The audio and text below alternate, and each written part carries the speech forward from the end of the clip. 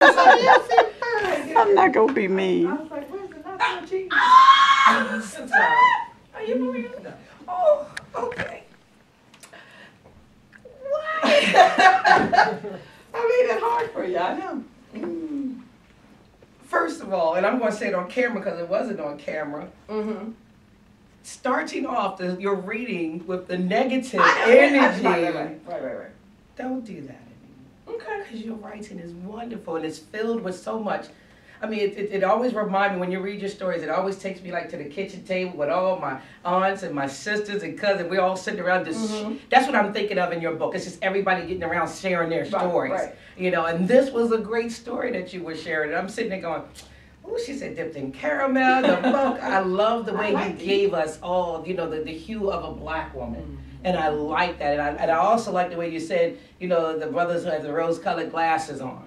So the language that you picked was really, really good. I was being poured, I mean, you were pouring it into me, I should say. I was sitting there wide open, ready to hear you read it, and you poured it into me. I was getting filled up. I was feeling the energy, and I love the way you were narrating it. Okay. I didn't get lost. You know, I mean, I don't know if you thought we were going to get lost, but I didn't get lost. I was really following through. That's why I was saying, give me more, give me more. So, if that's just one little slice or one little slither out of what you're doing it right. Okay. You're doing it very right, because I, again, was at the kitchen table with some collard greens on the stove, some yams cooking, you know, and everybody sharing the story, and I was really feeling it. And I appreciate that, because I love that you are getting that kitchen table aspect of it, but I will tell you why the negativity or that aside is that a couple of these that are more developed, I'm beginning to ask myself, one, have I taken it back to Shake the Box? And in this piece, I believe I did. Yeah. But also, I want to be careful that I'm not doing all preachy-teachy, because by all means, when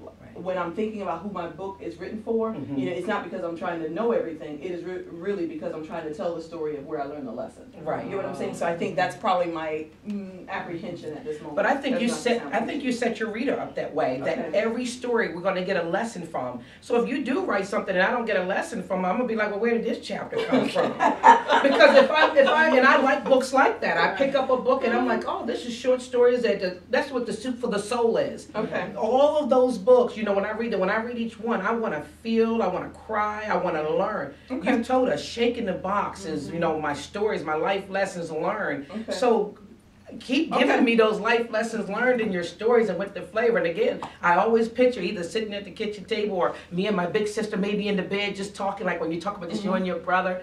I feel that when you each one of your stories. So please don't lose that. I'm looking forward to grabbing that book and having that experience.